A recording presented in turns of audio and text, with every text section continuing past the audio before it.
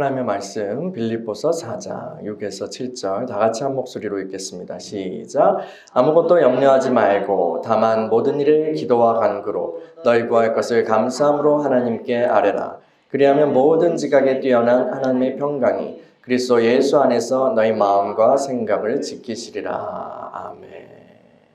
하나님, 오늘도 주님의 말씀 앞에 섭니다. 하늘 문을 열어 주의 얼굴빛을 비춰주시고 하나님을 알게 하여 주옵소서. 주의 마음을 알고 주의 뜻을 알고 그 가운데 거하길 원합니다. 성령님 친히 우리 마음속에서 해석자 되어주시고 선생님 되어주셔서 우리를 가르치시고 인도하여 주셔서 하나님, 우리 그 말씀이 우리의 빛이 되고 또 생명이 되게 하여 주옵소서. 말씀을 전하는 종을 붙들어 주시고 주의 권능으로 성령으로 충만케 하여 주옵소서. 예수 그리스도의 이름으로 기도합니다. 아멘. 샬롬. 한 주간 잘 지내셨어요? 네. 오늘도 우리는 크게 번성하고 강해지고 있습니다. 할렐루야. 하나님께서 언약 백성들을 향해서 말씀하셨어요. 내 입을 크게 열라 내가 채우리라. 할렐루야. 그렇게 말씀하신 그 하나님 외에는, 애굽에서 이스라엘을 건지신 하나님, 흑암에서 우리를 예수 그리스도를 통해서 사랑의 아들의 나라로 옮기신 그 하나님 외에는 우리에게 복 주실 분이 없습니다. 다른데 기웃거리지 마세요. 예수 그리스도의 아버지 되시는 그 하나님 외에 다른 신은 없습니다. 오직 우리는 그분만 예배하고 그분만 경외하고 그분만 의지하면서 살아가야 합니다. 할렐루야. 우리는 이렇게요, 말씀 앞에서 저는 하나님만 예배하고 나는 하나님만 의지합니다 라고 그렇게 결단하고 고백해요. 그것은 하나님께서 기뻐하시는 일이죠. 좋은 것입니다. 그런데 우리의 결단과 우리의 고백이 검증되는 것은 우리의 삶의 일상의 현장입니다. 그 일상은 구체적인 생활의 여러 가지 문제들이 있는 그런 장소예요. 건강의 문제, 인간관계의 문제, 또 재정적인 그런 문제들이 있는 곳입니다. 그 일상의 현장은 우리의 믿음이 구체적으로 열매를 맺는 그런 곳이고요. 또 적용하는 장소이고요. 또 훈련의 장이고요. 검증의 장소입니다. 우리의 일상이요. 어떤 이들은 예배당 안에서는, 주일 이 시간 예배당 안에서는 참 믿음이 좋습니다. 그렇지만 일상으로 돌아가서 일상의 크고 작은 문제들 앞에서는 속절없이 무너지고 말아요. 믿음이 막 휘발돼서 막 날아가요. 슝, 알코올처럼. 아무런 힘도 발휘하지 못합니다. 이렇게 연약한 믿음으로는 하나님의 복을 풍성하게 경험하기 어렵습니다. 왜 그럴까요? 하나님의 복은 믿음이라는 통로를 통해서 우리에게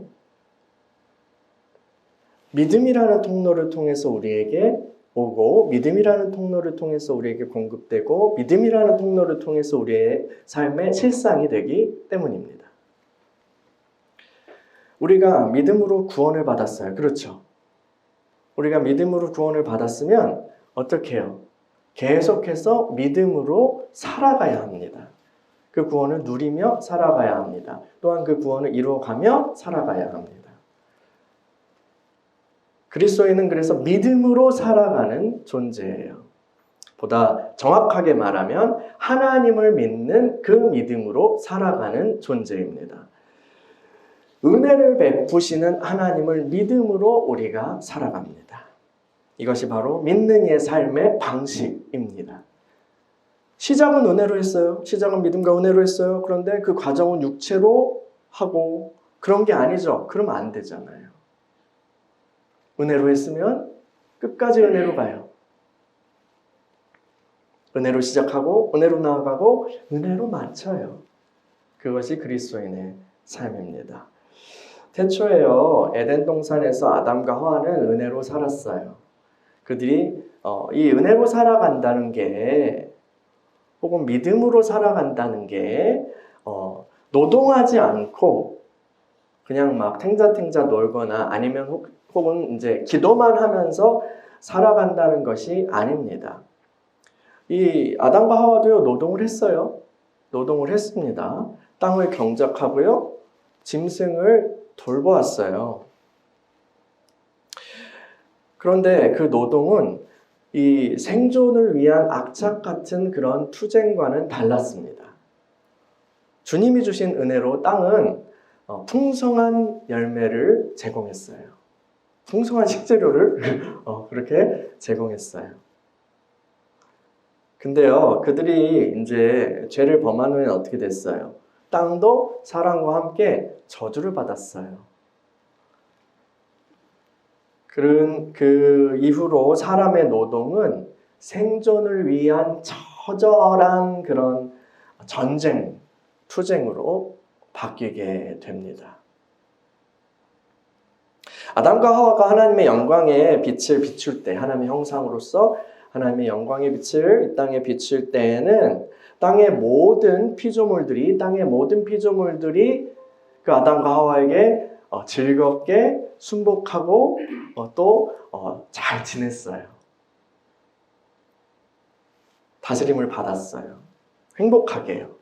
그런데 이 사람들이 타락하고 죄인이 되었을 때에 모든 피조물들은 사람의 적이 됐어요. 이 땅은 또 이 땅의 피조물들은 사람의 적이 됐어요. 인간은 하나님이 주신 일반 은총, 일반 은혜, 그러니까 거기에 속해 있는 힘, 지혜, 기술 이런 것들로 자연을 이제 굴복시켜 나갔어요. 그런데 그것은 자연 만물에게 괴로운 일이고 분한 일이었어요. 억지로 그렇게 굴복되는 거예요. 그래서 이 세상의 피조물들은 탄식하고 신음하고 있어요. 로마서 8장에 나오는 얘기예요. 탄식하고 신음하면서 기다리고 있어요. 뭘 기다려요?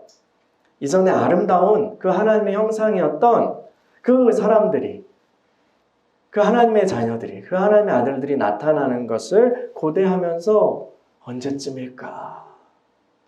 그렇게 고대하면서 신음하고 탄식하고 있어요.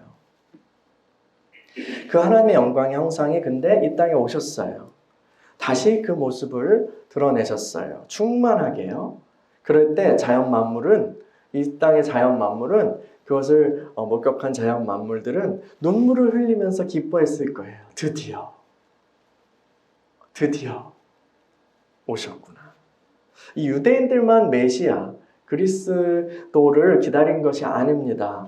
저주 아래에서 신음하며 탄식하던 자연 만물들도요, 그리스도를 고대하였던 거예요. 그러니까요, 예수 그리스도 앞에서 자연과 바다가, 바람과 바다가 순종한 것은 놀라운 일이 아닙니다. 놀라운 일이 아니에요. 본래 자연 만물은 하나님의 아들 앞에 순종합니다. 이 타락전 아담에게도 그런 왕 같은 세상 모든 만물을 다스리는 그런 권세가 있었습니다. 본래 아담은 이 하나님의 형상으로서 하나님의 형상을 가진 사람들을 낳고 그 부인과 함께 그렇게 낳고 길러서 땅을 정복하고 생육하고 번성해서 다스리면서 이 땅에 하나님의 영광이 충만하게 임하도록 그렇게 살아가야 했어요. 그게 사명이었죠. 그런데 그가 실패하죠. 실패해서 하나님의 영광에 이르지 못하고 죄를 범하여서 하나님의 영광에 이르지 못하고 떨어지고 말았어요. 성경은 예수 그리스도를 둘째 사람이고 또한 마지막 아담이라고 부릅니다. 이 홍수 심판 이후 노아의 가족들을 통해서 인류의 역사를 다시 시작하셨잖아요. 그런 것처럼 예수 그리스도를 통해서 새로운 인류가 이 땅에 태어나 번성하게 되는 거예요. 그 새로운 인류가 바로 그리스도인 바로 저와 여러분들입니다. 할렐루야.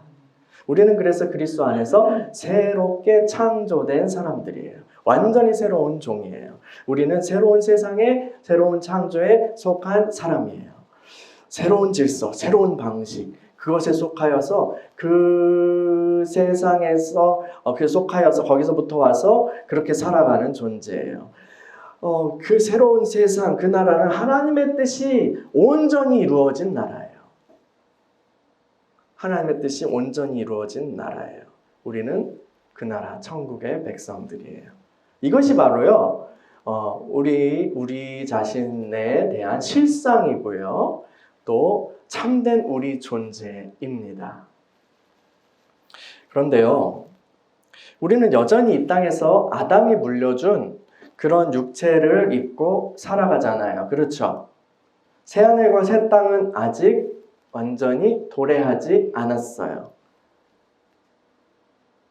그래서 그리스도인은 이미와 아직 사이에서 작용하는 그 긴장감 속에서 살아가는 존재이기도 해요. 그것은 이미 도래한 하나님 나라, 이미 시작된 하나님 나라, 그리고 나중에 완전히 도래해서 완성된 하나님 나라에 대한 이야기죠. 그것은 다른 표현으로 실상과 또한 이 현상의 긴장감이기도 합니다. 우리의 생명은 어디에 있어요? 그리스도 안에서 하나님 안에 있어요. 그래서 우리가 위의 것을 추구하라 그랬잖아요. 우리가 하나님 안에 있어요. 그렇지만 또한 우리는 이 땅에서 육체를 입고 살아가요. 이 긴장감이 있습니다. 그리스도께서 오셔서 구원의 일을 이루셨어요. 다 이루셨어요. 근데 이 세상은 아직 완전하게 회복되지 않았어요. 여전히 이 세상에는 죄로 인한 저주가 작용하고 있고요. 하나님의 원수 마귀와 귀신들도 여전히 활동하고 있습니다. 우리의 몸에도 죄의 세력과 또 그 습성과 그로 인한 영향들이 남아 있습니다. 당연히 우리가 살아가는 그런 이 현실의 삶에는 그렇기 때문에 여러 가지 갈등과 마찰과 또 불완전함으로부터 그렇게 비롯되는 문제들이 있습니다. 우리가 이렇게 그래서 살아갈 때 여러 가지 문제들을 만나게 돼요. 문제 없는 분 계세요, 여러분? 문제 없는 분 계신가요? 그렇지 않죠. 근데 이제 문제가 어떨 때는 이제 큰 문제가 닥치기도 하고 쉽게 해결되는 문제도 있고 뭐 그렇기도 하지만 문제 없는 사람은 없을 거예요. 근데 문제가 이렇게 딱 닥치면 어때요? 우리 마음이요. 문제가 닥치면 우리의 마음은 어떻게 반응할까요? 우리는 염려하게 돼요. 이미 겪고 있는 근데 문제들로 인해서 염려하기도 하고요. 근데 사람의 염려라는 게 좀 신기해서 앞으로 닥칠지 모르는 그 문제들을 미리 걱정하면서 그렇게 염려하기도 해요. 근데 염려하고 걱정하면 여러분 행복해요? 안 행복해요? 행복해요? 나 염려 걱정이 너무 많아서 너무 행복해. 아싸. 행복합니까? 행복하지 않아요. 스트레스 받고요. 때로는 가슴이 철렁하기도 하고요. 머리가 막 빙빙 돌기도 하고 막 잠도 제대로 못 자요. 얼굴도 막 이렇게 우거지상이 되죠. 그러다가 몸도 마음도 어떻게 돼요? 녹초가 됩니다. 근데 몸도 마음도 녹초가 되는 것보다 더 큰 문제가 있어요. 이렇게 염려하고 걱정하는 그런 삶은요, 믿음으로 사는 삶과 정반대에 있다는 거예요. 우리 산상설교에서요, 주님께서 이렇게 말씀하시잖아요. 공중의 새도 들의 풀들도 하나님께서 먹이고 입히시는데 하물며 그분의 자녀인 너희일까 보냐, 이 믿음이 작은 자들아. 하물며 너희일까 보냐, 믿음이 작은 자들아. 그러니까 염려하지 마라 라고 하시잖아요. 우리가 예배당에서는 믿음이 있는 것 같은데 일상의 문제 앞에 탁 서면 믿음이 또 없는 것 같아요. 없어요. 어떻게 알 수 있을까요? 내 믿음이 없어 라는 것을 어떻게 확인할 수 있어요? 어떻게 알 수 있어요? 염려하고 걱정하는 게 그 증거예요. 아까 이제 믿음이 그 은혜, 하나님 주신 은혜와 복의 통로라고 했잖아요. 은혜와 복의 통로는 믿음이라고 했잖아요. 하나님을 주시는 분이에요. 하나님 주시는 분인데 근데 우리가 믿음이 없어. 그럼 어떻게 해요? 받지 못해요. 믿음이 아주 작아. 이 믿음이 작은 자들아, 주님 맨날 이러시잖아요. 믿음이 작으면 통로가 아주 작은 거예요. 그럼 아주 적게 받겠죠. 주님은 많이 주시는데요. 하나님은 주시려고 하는데 염려와 근심이 그 복을 막아요. 우리 안에 죄가 하나님과 우리 사이를 막는다 그랬잖아요. 하나 내가 손이 짧아서 너에게 그렇게 못하는 게 아니라 너와 나 사이에 죄가 있어. 너와 나 사이를 막는다 이렇게 말씀하셨잖아요. 근데 죄가 우리 사이를 막는 것처럼 이 염려와 근심도 하나님의 공급을 막는 거예요. 막 혈관에 그 지방이 콜레스테롤이 막 쌓이면은 그게 혈액순환이 어려워지는 그런 것처럼 말이에요. 예수님은 이제 막 역정을 내시면서 그렇게 말씀하셨죠. 하물며 너일까 보냐 믿음이 작은 자들아. 근데 이제 사도 베드로는 조금 더 부드러운 어조로 우리에게 말합니다. 베드로전서 5장 7절 한번 볼까요? 베드로전서 5장 7절. 베드로전서 5장 7절 다 같이 한 목소리로 읽겠습니다. 시작. 너희 염려를 다 주께 맡기라. 이는 그가 너희를 돌보심이라. 아멘. 염려를 먼저 치워야 돼요. 어떻게 해요? 주님께 맡겨야 돼요. 하나님이 우리를 돌보십니다. 그분이 우리 아버지이세요. 그분을 신뢰하고 여러분 염려하지 맙시다.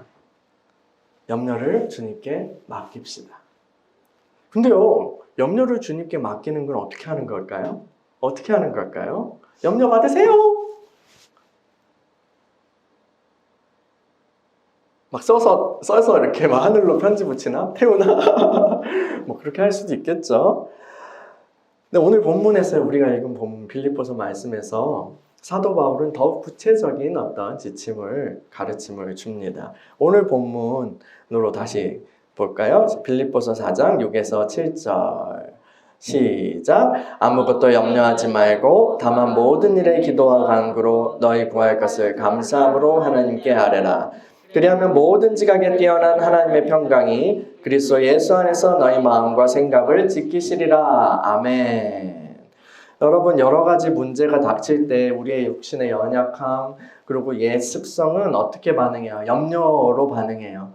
걱정으로 반응해요. 물론 그 반응은 이제 사람마다 조금씩 다를 수 있어요. 그 반응의 증상은요. 어떤 사람 얼굴이 다 굳어질 거예요. 아니면 어떤 사람 머리가 막 복잡하고 갑자기 아파져요. 아이고 우주야. 아니면 가슴이 철렁 내려가는 사람도 있을 거예요. 답답해지는 사람도 있을 거예요. 근데 그런 증상이 여러분들이 있을 거예요. 근데 그럴 때 우리는 어떻게 해야 돼요? 자각하고 인정해야 돼요. 뭐를요? 아, 내가 염려하고 있구나.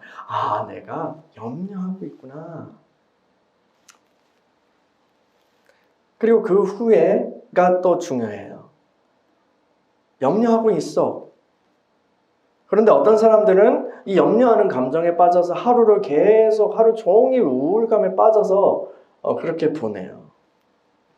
반대로 또 어떤 사람들은 이 염려가 되는 문제를 또 거기서부터 도망치고 싶어서 막 요란하게 놀러 다니고 막 텐션을 막 억지로 올려보기도 합니다. 어떤 사람은 이 염려를 이제 빨리 치워버리고 싶어가지고 문제를 해결할 방법을 막 하면서 머리를 굴리고 막 전화통 붙들고 있고 돌아다니고 하고 인터넷 검색하고 하죠. 뭐 아무것도 안 하는 것보다 하는 것이 나을지도 몰라요. 근데 문제는 그 모든 것이 다 은혜로 사는 삶과는 거리가 있다는 사실이에요. 내가 염려하고 있구나라는 있구나라는 것을 자각하고 인정하고 나면 가장 먼저 우리는 염려를 주님께 맡겨야 돼요. 어떻게 해요? 모든 일에 기도와 간구로 너희 구할 것을 감사함으로 하나님께 아뢰라. 아멘. 어떻게 이게 뭐예요? 하나님께 기도하는 거예요. 하나님께 기도하는 거예요. 기도할 수 있는데 왜 걱정하십니까? 기도하면서 왜 염려하십니까?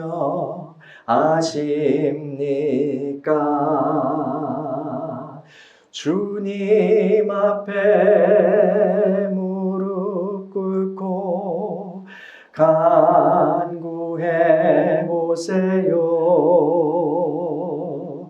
마음을 정결하게 뜻을 다하여 기도할 수 있는데 왜 걱정하십니까? 기도하면서 왜 염려하십니까?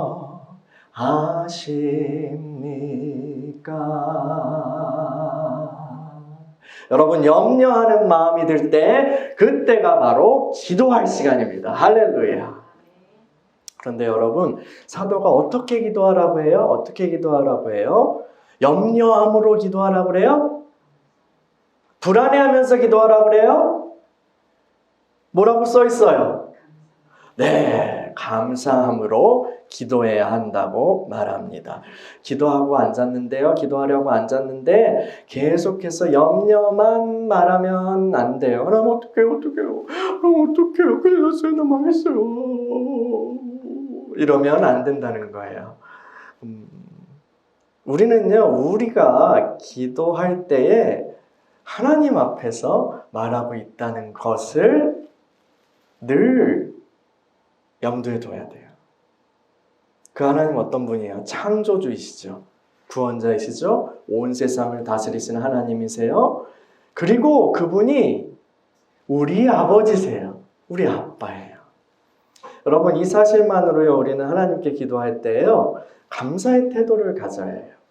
이 사실만으로요. 그 관계성 자체만으로도, 그리고 하나님이 어떤 분이신지 그분께 기도하고 있다는 것만으로도 감사의 태도를 가져야 하는 거예요.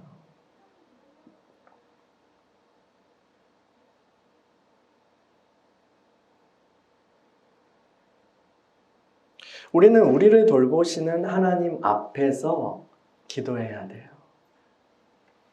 의심의 태도가 아니라요. 불평의 태도가 아니라 신뢰의 태도로 나아가야 합니다. 신뢰의 태도로요. 아빠, 아버지에게 나아가면 해결되지 못할 일이 없습니다. 뭐 수재나 화재나 이런 일들을 당한 그런 어떤 그 사람들 있잖아요. 얼마 전에도 화재가 났었죠. 근데 그런 분들, 시민들이 이제 높은 정치인, 예를 들어 대통령이라든가 그분이 이렇게 방문하면 어떻게 해요? 가서 막 울어요. 어떻게 도와주세요 하고 막 어떻게 만나고 호소해요. 거기서 막 품에 안겨서 울기도 하고요. 그래요. 왜 그럴 수 있어요? 대통령은 그걸 할 수 있는 힘이 있어요. 그런 힘이 있고 그런 지도자이고 그것을 위해서 우리가 투표해서 뽑아 준 거잖아요. 그러니까 거기 가서 막 이렇게 품에 안기기도 하고 이런 문제가 있습니다. 도와주세요. 제발 도와주세요. 대통령님 하면서 이제 만나고 호소하고 이렇게 하는 거잖아요. 근데 이제 대통령 중에는 그런 말을 듣고도 그냥 흘리는 분도 있고, 우리 인간 지도자 중에는 안 듣는 분들도 있고, 신경 안 쓰는 사람도 있지만, 근데 우리 아버지는요, 우리 아빠 하나님은 어때요? 우리 아빠 하나님은 그런 분이 아니세요. 그분은 사랑과 긍휼이 풍성하신 하나님이에요. 그리고 우리 아빠예요. 그분 우리에게 가장 좋은 것을 주시는 분이에요. 아빠에게 나아가면 해결되지 못할 일이 없어요. 어떤 무슨 결과를 주시는 것 때문에 감사하는 것이 아니라는 것을 기억하셨으면 좋겠어요. 기본적인 그 관계성 자체로 인하여서 그분의 호의와 친절과 사랑과 자비로 인해서 그분의 아빠 되심으로 인해서 그렇게 감사함으로 하나님께 나아가자고요. 그게 이제 좋은 말만 하라는 것이 아니에요. 딱 경직돼가지고 이렇게 좋은 말만 하라는 것이 아닙니다. 우리의 답답한 상황을 가지고 기도하되 기본적인 신뢰를 가지고 그렇게 알아야 한다는 거예요. 기본적인 신뢰를 가지고요. 그리고 바로 감사가 신뢰의 그 바로미터, 신뢰의 표현이에요. 감사하는 태도. 그렇게 기도를 잘 했어요. 감사하는 태도로, 감사함으로 하나님께 간구하고 기도하고 우리 안에 그 바라는 것들을 주님께 아뢰었어요. 기도를 잘한 후에 우리는 어떤 것을 기대할 수 있을까요? 어떤 것을 기대할 수 있을까요? 여러분이 소원을 아뢰면 그대로 이루어질 것입니다. 성경에 이렇게 적혀 있었다면 참 좋았을지도 모르겠어요. 그러나 사도는 그렇게 말하지 않아요. 빌립보서 4장 7절. 빌립보서 4장 7절 읽어볼까요? 시작. 그리하면 모든 지각에 뛰어난 하나님의 평강이 그리스도 예수 안에서 너희 마음과 생각을 지키시리라. 아멘. 우리가 기도하면 하나님께서 그분의 평강으로 우리의 마음과 생각을 지켜주실 것이다. 이것이 사도의 가르침이에요. 그러면 기도에서 얻을 수 있는 건 결국은 그냥 심리적인 거, 내면적인 것 뿐인가요? 이런 생각이 들 수도 있어요. 어떤 사람들은 이 기도의 효과를 그렇게 제안해요.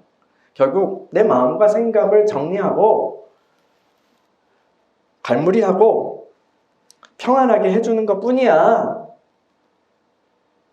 그렇게 얘기해요. 그래서 기도로 변화되는 것은 결국 기도하는 사람 자신일 뿐이야. 그렇게 얘기해요. 외부 세계에 혹은 물질 세계에 일어나는 변화를 기대해서는 안 된다고 얘기하고 싶은 거죠. 그런 일은 있을 수가 없다고요. 기도는 그런 게 아니라고요. 그냥 단순히 그냥 생각 정리하고 마음 정리하고 가라앉히고 이렇게 갈무리하는 거야. 방 정리하는 것 같아. 이렇게 생각하는 거예요. 바울은, 사도는 이렇게 말하는 사람의 손을 들어주고 있는 것일까요? 그렇지 않습니다. 성경 기도에 대해서 그렇게 이야기하지 않아요. 바울 자신도요, 눈이 멀었었잖아요. 눈이 멀었다가 낫게 되는 그런 체험을 했어요. 그리고 하나님의 권능으로 많은 병자들을 고치고 귀신 들린 자들을 자유케 했어요. 또 어린 성도들이 잘할 수 있도록 그렇게 그 사람들을 위해서 중보 기도를 하고요. 또 사람들에게 기도 부탁도 해요. 복음의 문을 열어달라고. 복음의 문을 열어달라고 그것을 위해서 기도 부탁도 해요.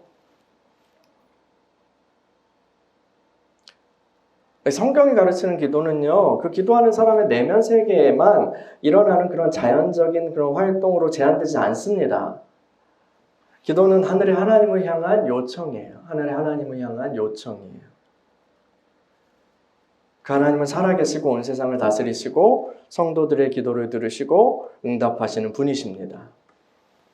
그러면 바울이 말하고 싶은 건 뭐예요? 무엇일까요? 기도하는 자에게 하나님이 주시는 은혜가 어떻게 공급되는지를 알려주고 있는 것입니다. 기도하는 자에게 하나님이 주시는 은혜가 공급되는 그 패턴, 방식에 대해서 알려주는 거예요. 하나님께서는 기도하는 자에게 가장 좋은 것을 주셔요. 가장 좋은 것을 줘요. 구하고 찾고 두드리라 그랬잖아요. 그러면 좋은 걸 주신다라고 했어요. 내가 생각하는 것보다 더 좋은 거, 더 적합한 것을 주시는 분이 하나님이세요. 우리가 기도하면 주님께서 문제를 해결해 주세요. 그런데 그 문제를 우리 방식대로 해결해 주시는 것이 아니라 주님의 방식대로 해결해 주십니다. 우리가 중요하다고 생각하는 것이 사실 중요하지 않은 것일 수가 있어요. 방향이 틀렸을 수가 있고요. 기도의 방향이나 구하는 방향이 틀렸을 수도 있고요. 내가 생각하는 우선순위가 잘못되었을 수 있어요. 기도할 때 그래서 주님은 우리가 주님과 소통하며 기도할 때 주님은 우리의 기도를 막으시기도 하고 또 제목을 바꿔주시기도 해요. 그거 말고 요걸 기도해라. 또 방향을 트시기도 해요. 기도하다가 보니까 이상한 방향으로 기도가 가네. 나 이걸 기도하라고 오늘 왔는데 이렇게 가기도 하고요. 그것은 이렇게 하시는 이유는 주님이 우리를 못 살게 구는 폭군이기 때문에 그런 것이 아닙니다. 하나님께서 우리에게 가장 좋은 것을 알고 가장 좋은 것을 주시는 아버지이시기 때문에 그렇게 하시는 거예요. 하나님은 나보다 더 나를 잘 아세요. 나보다 더 잘 아세요. 나를요. 결국 우리는 기도 속에서 그 아버지의 사랑을 만나요. 그리고 그 아버지의 사랑을 만나고 그 안에서 만족하게 돼요. 이것이 바로 모든 지각에 뛰어난 하나님의 평강이에요. 우리는 이 평강을 통해서 그리스도 안에서 충만한 만족을 누려요. 만족이요. 이 세상의 어떤 환경이나 아니면 사람 환경의 조건이나 펼쳐지는 어떤 보이는 것들이나 혹은 다른 사람들의 말로 인해서 막 흔들렸던 요동쳤던 마음이 잠잠해지고 오직 주님을 향해서 다시 마음과 생각을 확정하게 됩니다.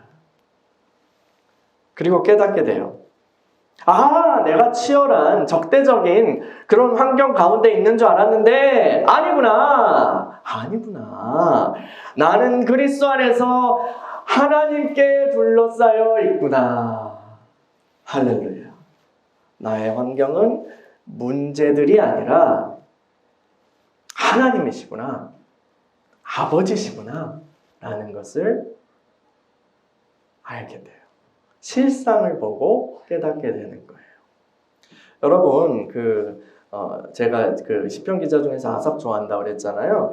그 아삽의 이제 73편인가요? 거기서 이 세상에서 악인들이 막 잘 되는 것을 보고 막 시험에 들어요. 그러다가 성소에 들어가요. 하나님의 임재 안에서 실상을 경험하게 돼요. 그리고 뭘 깨달아요? 악인은 풀같이 망하는구나. 영원한 하나님의 심판이 정해져 있구나. 그것을 깨닫고 하나님을 찬양하게 돼요. 경배하게 돼요.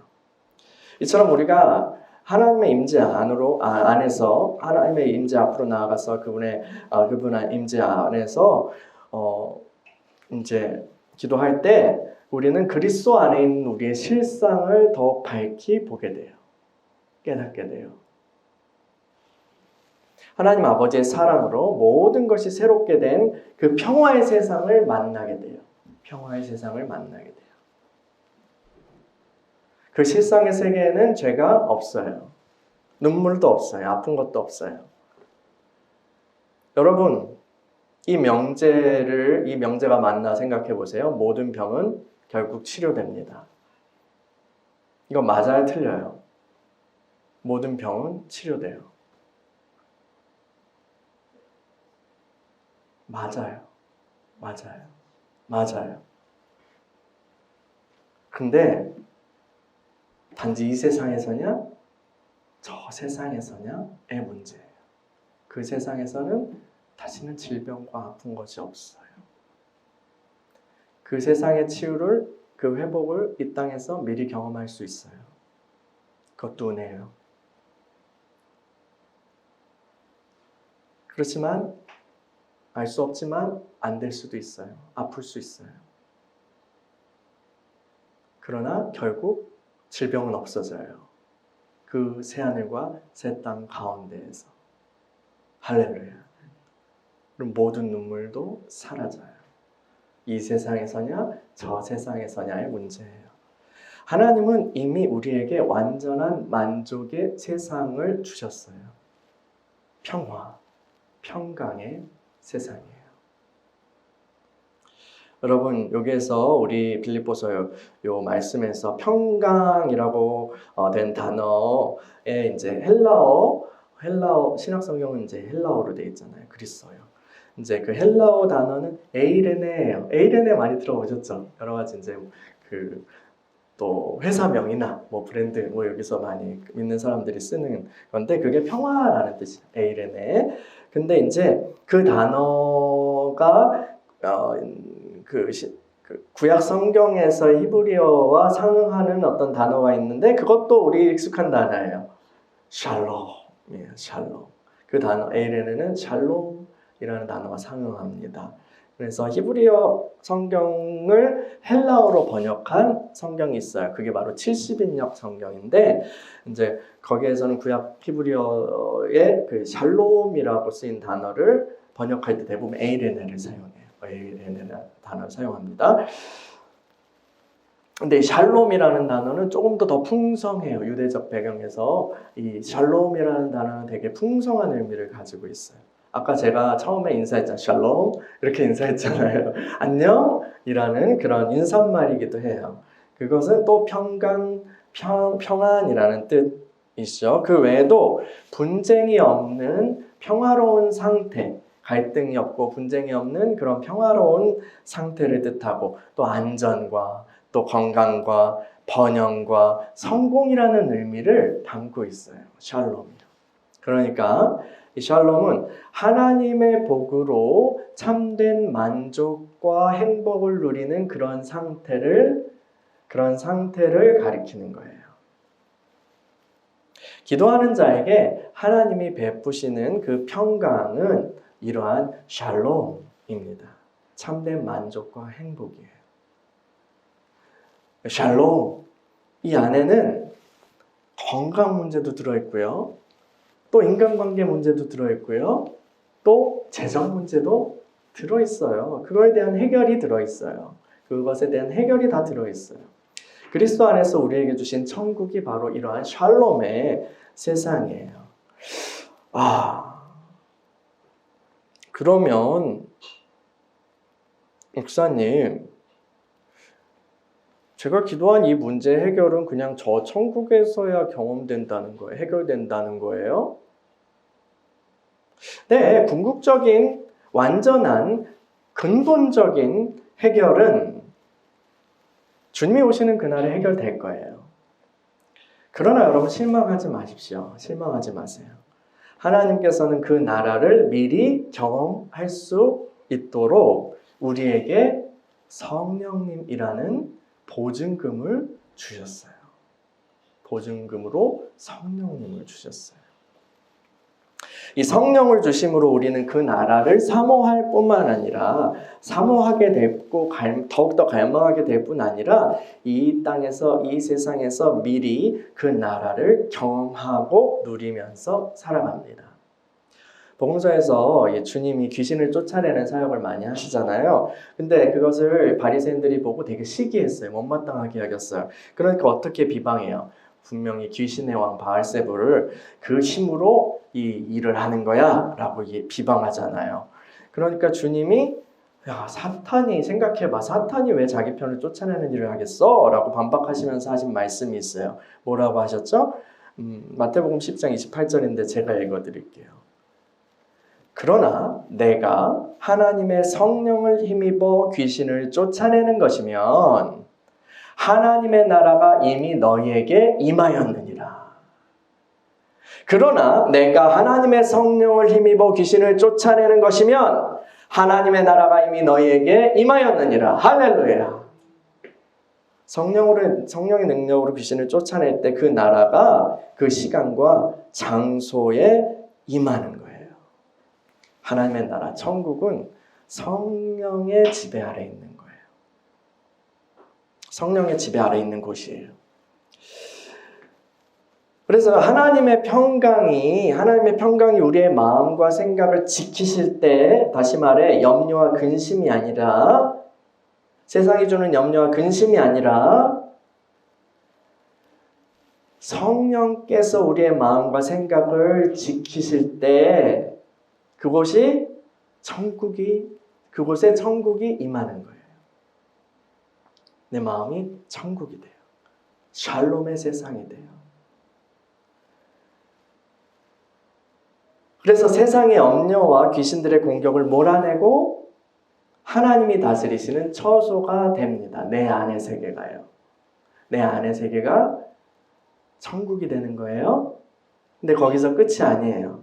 내 마음이 천국이 되면 어떤 일이 일어날까요? 잠언 4장 23절 우리 찾아볼까요?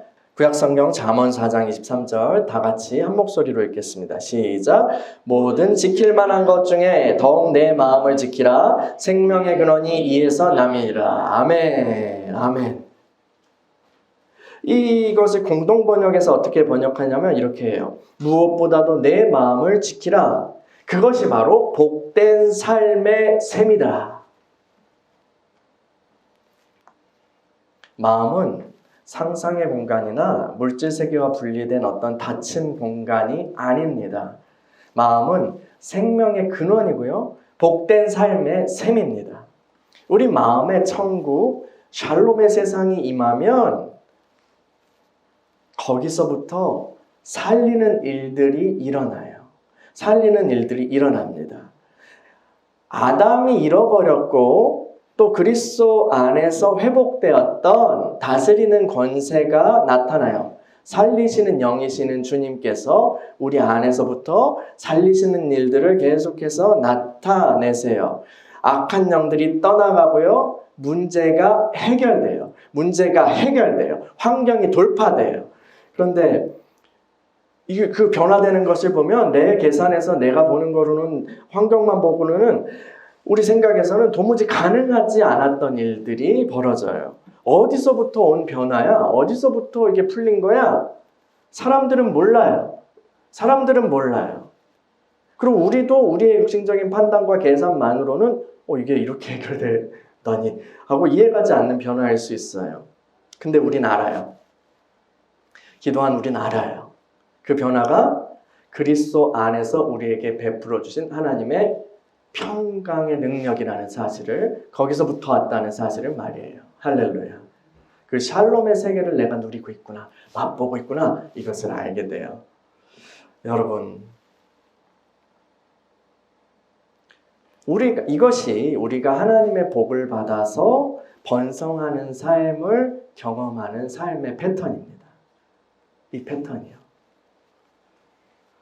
여러 가지 문제 상황 앞에서 염려하지 맙시다. 근심하지 맙시다. 감사함으로 주님께 기도합시다.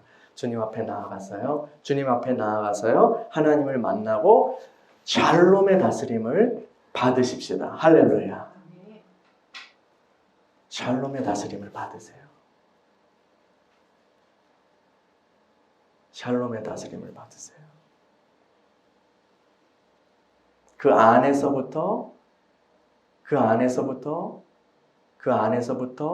샬롬의 다스림이 우리의 안에서부터 우리를 다스리고 샬롬하게 하시고 또한 우리의 환경과 우리의 관계와 재정과 건강까지 그렇게 다스리시는 흘러넘치는 그런 삶으로 나아가시기를 축원합니다. 할렐루야. 여러분, 로마서 8장 32절에서 바울이 뭐라고 그래요? 자기 아들을 아끼지 아니하시고 우리 모든 사람을 위하여 내어주시니까 어찌 그 아들과 함께 모든 것을 우리에게 주시지 아니하겠느냐.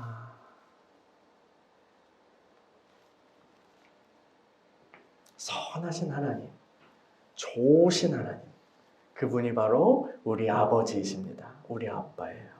그리고 우리는 그분의 사랑받는 자녀들입니다. 할렐루야. 여러분, 함께 기도합시다. 우리 여러 가지 문제들, 상황들, 여러분이 가진 문제들, 상황 속에서 감사함으로 하나님께 나아가 샬롬의 하나님을 만나시기를 바랍니다. 이 시간에 우리 같이 기도하겠습니다.